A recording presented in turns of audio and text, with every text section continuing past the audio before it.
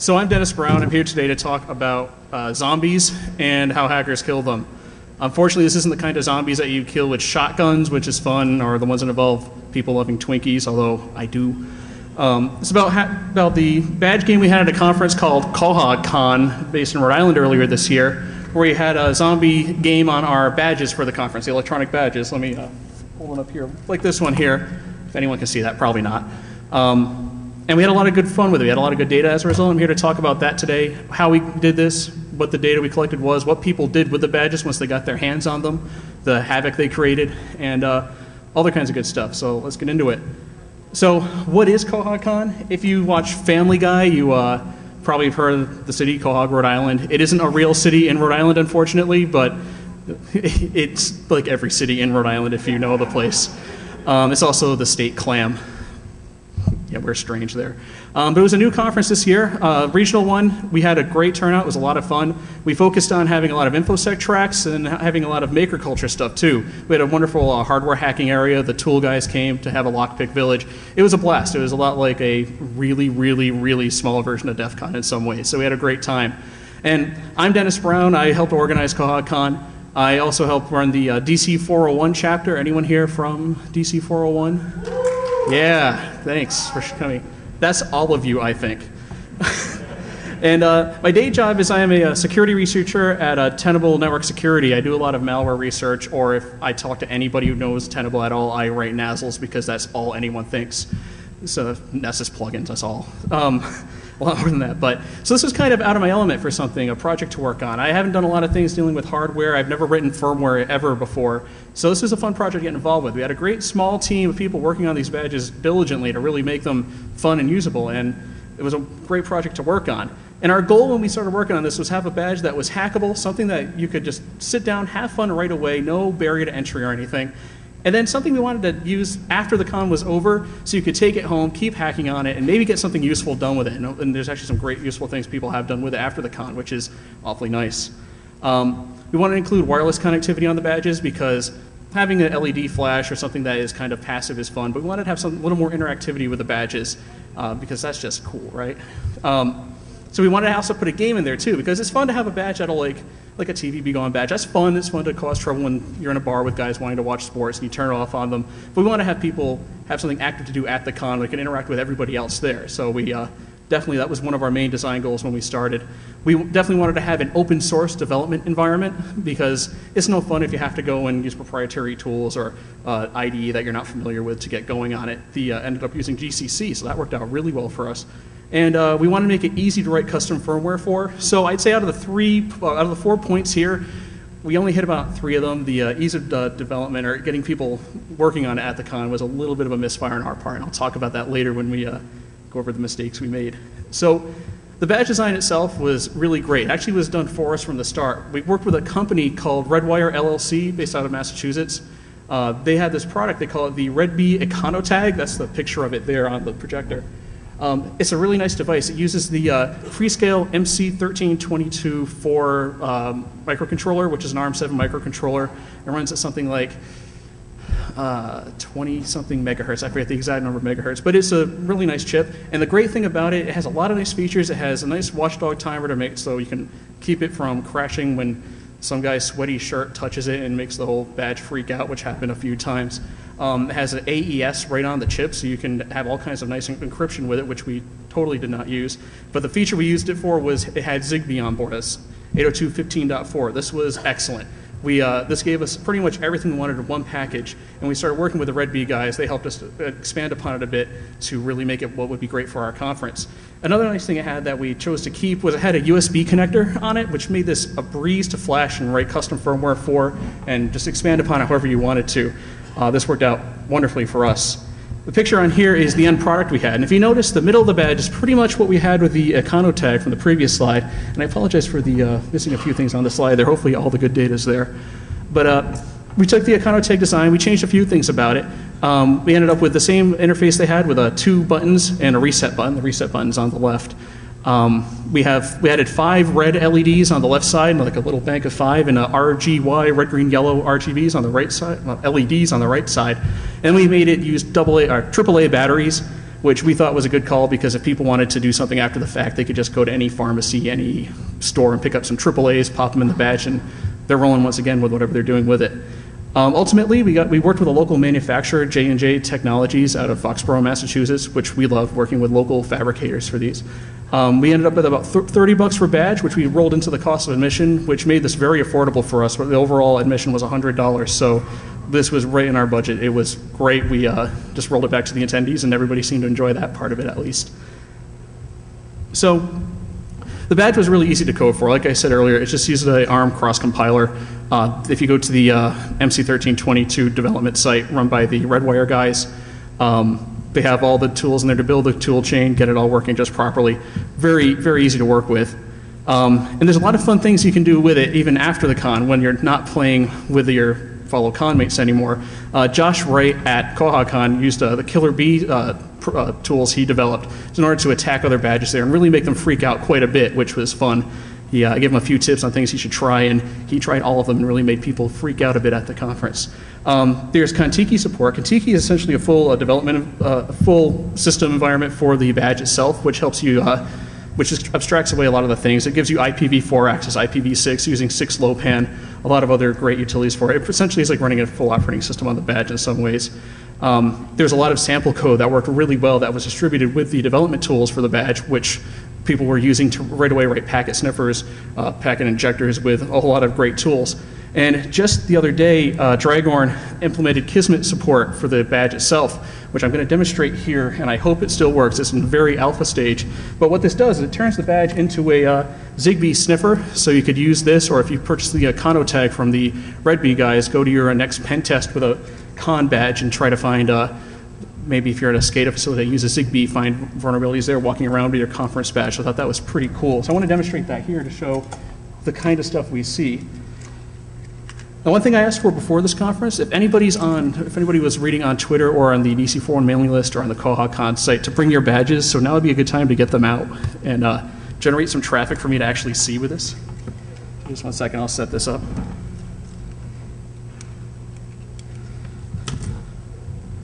So I'll apologize if it isn't too easy to see, but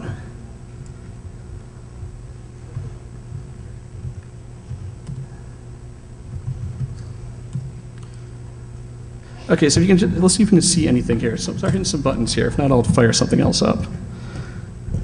So this is the Kismet server we're running right now. The Zigbee, the D15.4 module is a new one in Kismet SBN. It was checked in last night, so I advise checking it out if you want to see it. There's nothing happening, I'm guessing.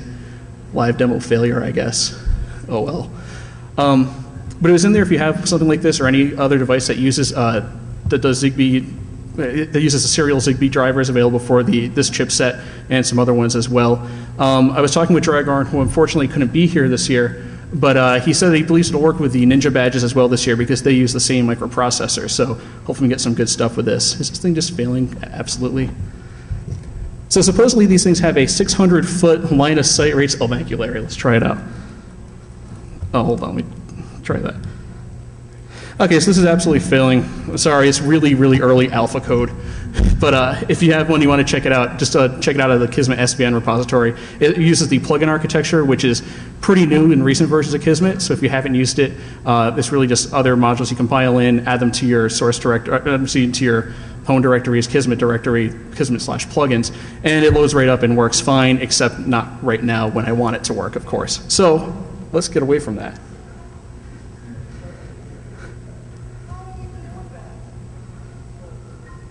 Yeah, that sucks. So like I said earlier with the firmware, we wanted to have a game for it, and we wanted it to be something that attendees could do while they're sitting in talks, while they're chatting with people, just to kind of pass the time, have some fun with, and then, of course, attack in any way they can see fit. So we came up with a bunch of we had multiple design ideas. The one we got working first and actually had fully implemented in the firmware was a Tamagotchi game, which would have been incredibly lame. This was about 4 weeks before the conference, so we were very worried that this wasn't going to pan out and we were going to be stuck with a incredibly lame firmware on the badge. Fortunately, that didn't happen. We went through a few iterations, and then as we were working on the design for it, we landed on the concept of a zombie versus humans game, where some people would be humans, some people would be zombies, depending on the firmware they got when they registered for the conference. And they would have instructions on how to attack the other side, or maybe become another side, or switch over to the other side. We implemented this in about 3 weeks, which is a awfully short amount of time to implement something for this scale, but it was hacked together really poorly. It came out to be about 4,000 lines of code total for the various firmware versions we had, and the code is absolutely atrocious, but it will be available on the CoHaCon website if you want to check it out and criticize and laugh, so that is certainly something you're welcome to do. Next time we do this, we'd like to have more time to implement this. I'd recommend anybody who tries to do a project like this themselves, give yourself more time than a few weeks to do it. So the way the game works, like I said before, humans like to kill zombies, which is how things work in nature. They had multiple attack modes, so they could do stronger attacks, but they could take more damage if a zombie hits them, or they could be more defensive and not get hit as hard, and not hit as hard. Zombies would kill humans using a charge-up style attack, where they'd hold down a button and have a more powerful attack the longer they wound up for it. And then the speakers and vendors, we decided to give them something special in the firmware without having a different badge for it, by making them a cleric or a healer, where they would heal humans and try to convert zombies back into humans. So this was just fun, because we figured the speakers probably were just going to do their talk and meander about, maybe not sit around too much to play with it. And the vendors are probably too busy doing other things. So we gave them pretty powerful capabilities for these badges here. And then the security people, we call them the muscle there, named after another type of clam, or shellfish, where they would be able to attack anyone, but they had the weakest attacks possible because they're supposed to be working the whole time, and we didn't want them having actual fun. We wanted them to actually work, so we put them very weak. So I'm going to do a live demo here with some badges. I could use 5 volunteers actually to come and grab one and give it a shot. Yeah, just come up. I don't care. Over here. Over here. 1, 2, 3, 4, 5. Okay, that's 5. That's good. Oh, God. Wow, that's really creepy. Thank you. So grab all the badges here. You have a whole kit with some AAA batteries. Please put the batteries in the right way. There's little marks on the inside of the battery thing. Which one's the plus? Yeah. And there's lanyards if you want to hook it up and hold it somewhere. So. What a pleasing design. I know. The green circuit board design was called How We Do This Very Cheaply. So it worked out well for us in that regard. So this is the exciting part. We watch people put in batteries. So once they have it in, it'll boot up right away and load up into a mode. Yeah, hold yours up there. This would be a human badge, the one with the white, the whole column of red LEDs lit there. That means they're not zombies, and they can use the bottom button to change the mode they're in, and the top button will then, depending on the setting they have it in, will send an attack packet out, and if another zombie in the area sees it, they're hurting and they're not so happy at that point. So what do we have? Can you hold your badges around to the front? 4 humans, and if we all have humans, this is epic fail on my part. Is that batteries in the wrong way? These catch on fire. They shouldn't catch on fire. So, to make this a little more compelling, I'm going to fire up one of our tools for this. I'll put this up there. So, we collected a lot of packets through the whole weekend. We had 2 packet sniffers running in the various parts of the conference, and we captured a whole lot of data here. Probably have to reset that. So I'm going to run this here while people hit the button so you can see the actual Zigbee magic in the air. Is there magic in there? Yeah, there's magic in there. Okay, so we see on the screen here, I hope you can read it. They're coming up there. The QZ entries are all various packets going through. The 1 denotes a human attack, 2 is zombie, 3 and 4 are cleric attacks, or heals, I guess they are technically. So this is what we saw all weekend long, just traffic like this flowing in and out. The rest of the columns here, so it's QZ just notes the type of packet it is, the type of attack, the third power is the strength of that attack, and then the rest of it is actually random data, so that's just garbage. If you notice one thing here, where all the 3s and 4s always have a 20 after it, I'll be talking about that shortly. That was a terrible oversight on our part. But anyway, so his badge is flashing in and out. That means he's a dead zombie, so you've lost. I'm sorry, you've lost. But you can button mash and then come back to life. So zombies had a very nice feature in that regard. So this is fun. I have this demo of everybody having fun, seeing random text come up on the screen, I'm sure. Okay, well that's good. I think we can just keep playing this the whole time, have fun, kill other people. Yes. I like how you're button mashing. We'll be talking about that briefly. So that's good. Thank you very much for your help, and you guys keep your badges. You can have a little souvenir of the talk. Thank you very much. Yeah, you're welcome. Yeah, just give yours away because you're a loser. Let's hear for Dennis, everyone. Yeah, thank you for all the volunteers. Yeah.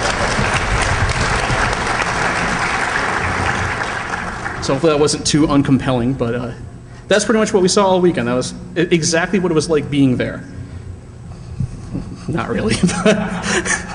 So, like I said, the attacks for the humans and zombies did 1 to 5 damage, depending on the mode, depending on things. It actually went up to double that if they had certain other conditions.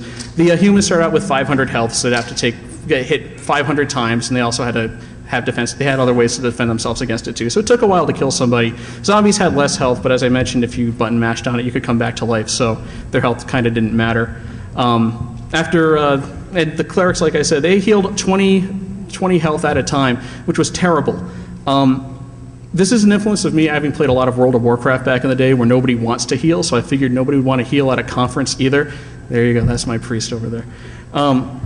So this was kind of unfortunate. We should have made this much lower because there were actually people in the vendor area tweeting saying, hey, you're low on health? Come over to our vendor booth and we'll heal you up. Which is great advertisement. It's a way to get people to your booth, but it kind of impacted the game where a lot of people didn't die like we wanted them to because I was definitely on the side of the zombies for this. So that was pretty interesting. And there was also another badge, which I don't have a demo of here, but it ran in God mode where I could turn people into any mode they wanted. Me and one other person had the God mode badge because we didn't want that getting out too much. But in the end of the day, it ended up being a prize if you're able to hack your badge properly and get to this mode. This was really fun to play with, actually, because once I noticed the healers were having a little too much fun healing and advertising on Twitter and getting really upset if people were trying to attack them, where they would be physically running away from people, although that doesn't matter, guys, unless you're really, really fast. I had one point where I was intent on getting Dan Kaminsky, who was very happy to be a healer and very upset if people were coming after him, following him around trying to turn him into anything but a healer, but unfortunately didn't work, and there's reasons why. So when we rolled all this out, we made a few predictions. Okay, what are we going to see people doing with this? What's the kind of stuff they're going to want to do to really mess with us? Well, the first thing I figured, well, all the packets, those were unencrypted, but all our packets were encrypted. And we chose intentionally bad, quote-unquote, encryption, so people would actually crack this and not really have the whole weekend spent saying, oh, I don't know what's going on, or just doing a simple replay attack or something like that. But we did expect that kind of stuff. We didn't expect replay attacks, especially if they cracked the encryption. We expected them to actually totally own the game, which a few people did. We expected hardware hacks, people putting like a 555 timer hooked up to their attacking button and just constantly auto-attacking the whole weekend long. We didn't really want that to happen, but it was certainly a possibility to a point. And then we knew people would do things we never expected, and boy did we miss the mark on some of them. So on April 23rd, we opened up the con at 5 p.m., started distributing the badges. We went with about 65% human badges distributed, 30% zombie, the rest for everybody else. And the first day went pretty much as planned. The humans, there were just so many of them, they didn't really care what was going on. They'd hit buttons, they wouldn't see anything happen, so they just said, oh, this is great, I'm going to go enjoy, have a drink, and see what's going on. The zombies saw things happening, and they were very excited because there were way more humans than there were zombies, so they went on the attack and really tried to get a foothold of more zombies in place than humans. So, and I was certainly encouraging this too, telling everybody who could attack as a zombie to definitely attack as a zombie because the humans needed to die. So, I mean, they did. So the first day, Friday night, really went as planned. It was a lot of fun. We'll see the data in just a moment here. But on the second day, as soon as people woke up and had some time to play with things, really strange things started happening in the data. Now, this graph here, I apologize if you can't quite see the top of it, is what we saw. On the very left-hand side, you see, and I apologize if it's hard to read, but the very left-hand side, the big spike you see there are the zombies, and those are the people, like I was saying, get everybody, all the zombies need to attack. The humans were attacking a little bit, they were there, but they didn't attack anywhere near the volume of the zombies that they did. The next day, however, if you notice, all 4 colors on this graph spiked all the way to the top, and they did a little bit later on in the day, that evening too. So I looked at this data when I first saw it, and I'm like, this is really strange. Why would we have all these attacks like that? So we had to go through the data, dig through, and investigate, and we came up with a lot of interesting results, which I'll get to in a few slides here. I already covered that. So one of the things we did see were hardware hacks. We saw a lot of neat people trying to do things with a badge to affect the game directly, which I thought was great. Unfortunately, outside of predicting that people were going to use like timers to automate their attacks, we didn't really provide any good ways to use the hardware to influence the game directly. And we actually wrote into the firmware a timeout so they wouldn't actually be able to automate their attacks, because we didn't want people just flooding the network full of packets all weekend long. That was no good. That would really be detrimental to the quality of service, so to speak. So we rate limited all the attacks. Nobody was able to do anything about that. And some people tried, other people, this also prevented people from mashing the buttons like we saw one of the volunteers doing while he was up here, where it really didn't matter. You could only attack once every 5 seconds. And so people had a lot of sore thumbs as a result for no good reason. The buttons were not very friendly on the thumbs. But this was great because it stopped many of the automated attacks we saw, and everybody just, we didn't tell anyone, so we had a lot of fun laughing at people the whole time.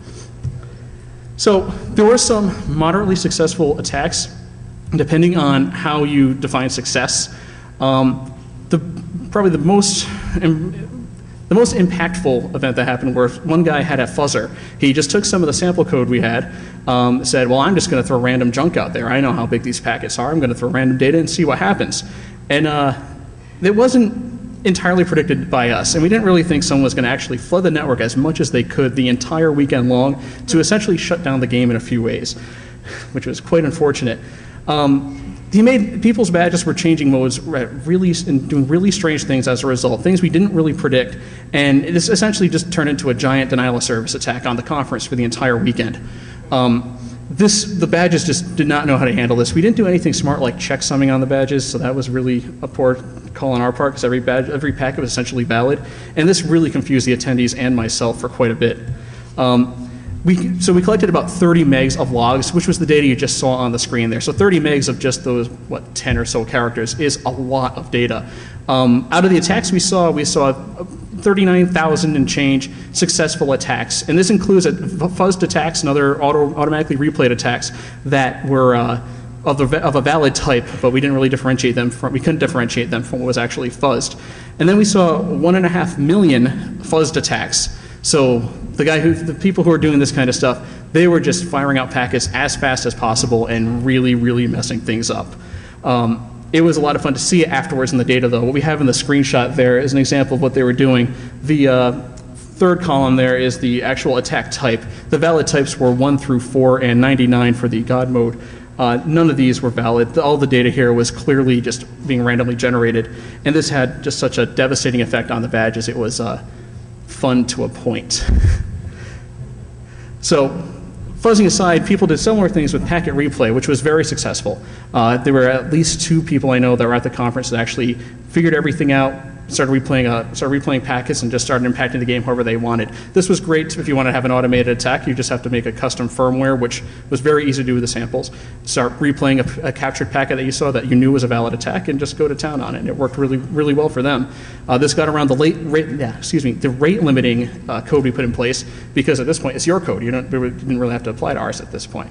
And some people actually did this to replaying by just generating some random data in there, but using the proper format and inferring what was going on by watching other packets. And they actually accessed the God mode packet these ways. But they didn't really understand what was going on. They just were replaying what they saw and replaying it a bunch of times and seeing everybody's badge freak out. So the way that this got a lot better was when they cracked encryption. Now we use this very, very high-tech thing called XOR.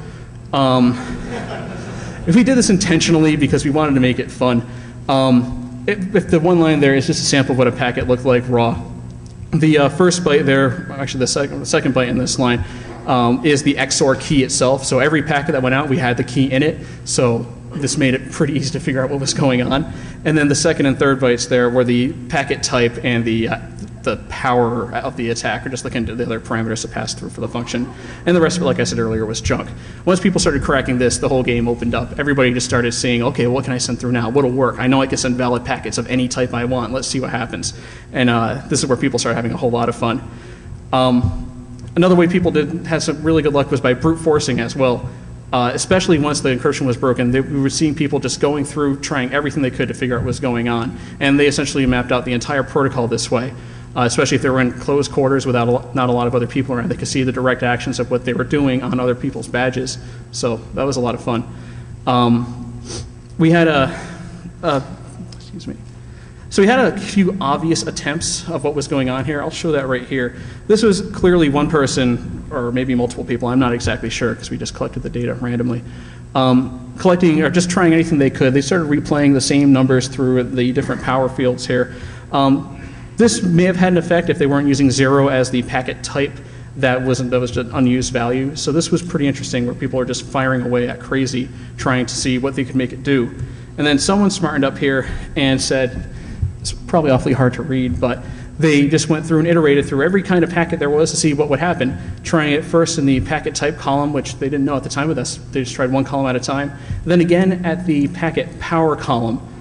This was really smart. This actually was pretty close to actually breaking the entire protocol for the game and figuring out what was going on, except for the part that having 0 as the other value would essentially make all the attacks be of 0 power, which obviously won't hurt anything. Oh, and then like I said in the slide previous, the attack type of 0, so that didn't do anything either. So whoever this was just a hair away from cracking everything that was going on, but just didn't quite have it. So unfortunate for him. But this is definitely the way that people were going through and thinking about how to attack this, trying to crack what was going on in these packets, figure out what was going on. And ultimately, people were figuring this out. People were generating any kind of packet they wanted out of their badge, and including the God mode stuff, which was letting people walk around and just nuke entire rooms and turn them into any kind of thing they want, even make them all dead, which was a lot of fun for everybody. So that was definitely the grand prize for the badge hacking that was going on. So we learned a lot of things from this here. One thing we learned is when you're playing around with something, especially something small scale like this in a confined area with people who know what they're doing, you really have to prepare for denial of service attacks. They really ruined us for the game. Essentially, every time that one guy would walk into the room, or one guy knew who was doing it, walked into the room pretty much shut down. The game wasn't in action for a bit. Actually, I think I lost a slide here, but we go back to this. So the big spikes we have here, the ones where all the colors are going up the same, that was when this one guy would walk into a room with his badge that was constantly fuzzing. Because of that, when everything shut down, things were just going nuts, and you can tell when he went out for the night to check out Providence, when he came back to the hotel around midnight. So this guy was a walking denial of service attack, so that really sucked. We got to make sure we do something about that next year.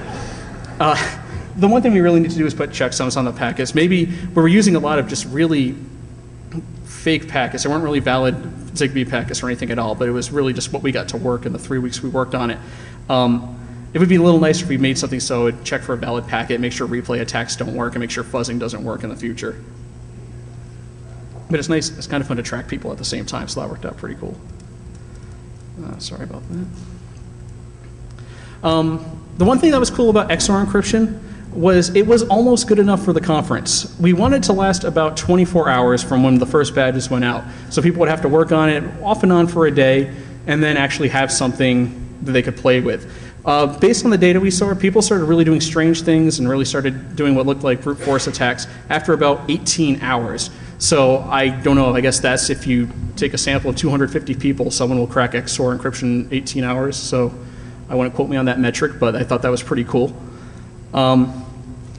And one thing we need to do definitely next year is incorporate more hardware hacks into the game. This was probably one of the more complicated parts of it. Shutting down the 555 timer attack approach was really unfortunate, especially since somebody tried it, and because only one person tried it. Where it would be nice to have some way to influence it that way. That's definitely something we thought would make the game a lot better for next year and really improve upon things quite a bit. So, but at the same time, a lot of people had fun with the hardware. It's a really fun platform to work with, really easy to add things onto. It has a lot of extra GPIO pins, so you can just start putting things on it like you would in anything else. Really fun. I would really recommend checking out this whole hardware platform and doing what you can. So I have a little conclusion here, but not the finale, so to speak. In the end, the humans did win, mostly because the zombies couldn't do anything about it. So that was unfortunate, but that was the reality of what we saw, and we love it just the same because people had a lot more fun with it that way. Having Zigbee involved in badges like this is a whole lot of fun. If anybody's trying to come up with an idea for their own conference, their own whatever functionality to have some sort of ID, I'd really advise checking it out. This chip here is in about the $15 range for the chip itself. So you might be able to whip up something pretty low price using, we don't have anything really fancy here, an integrated antenna onto the board and a few other components. So you could probably do this even cheaper if you really tried. But it was a whole lot of fun. And people really, really love messing with their fellow attendees. They love making problems for other people. Watching people actually just saying, I'm attacking just so I can attack you was a lot of fun. And people really got a kick out of the badges. They're really functional. They really worked out well. And we were happy that we had something that people have gone on to use after the conference. So that was pretty great. This picture pretty much sums up how it all went for us, if you can read it. We set up a cardboard box near the exit saying, recycle your badge here. And all we got was a napkin that said, sorry, way too cool. So that was a nice validation that everything went well at the end of the day. And unfortunately, we didn't get any badges back. So I have a bit of a spoiler here that we're going to be doing this again next year in Providence, Rhode Island, the end of April, and then April 29th through May 1st at the same place as last year, the Hotel Providence, which was very gracious to us. And we're trying to come up with a badge design for next year now. We definitely want to do it earlier and give ourselves more than 3 weeks to code the thing. But we're thinking about going to this chip here, the ATmega 128 RFA1, which is based on the Arduino platform. One thing we found from doing this contest was when people were trying to do the badge hacking, more people had experience with the Arduino than they did with like GCC or any other processors out there. So we want to enable that and let people help figure that out and start being able to do things while they're just at the con attending and having fun. The picture you have there is from that's from the Dresden Electronic company in Germany. I forget the exact model number of that chip there, but they sell that as about 21 euros right now, I think, for the price of it. So it's about 20 to 25 bucks, I guess, US. But it's pretty cheap. The chip itself, just for the ATmega chip, is actually much cheaper. So hopefully we'll be able to do this better and cheaper next year. But just like we had with the chip this year, it has an embedded Zigbee components in it. We might try to do an LCD, but I think the Ninja Networks guys beat us to that this year, so that's unfortunate.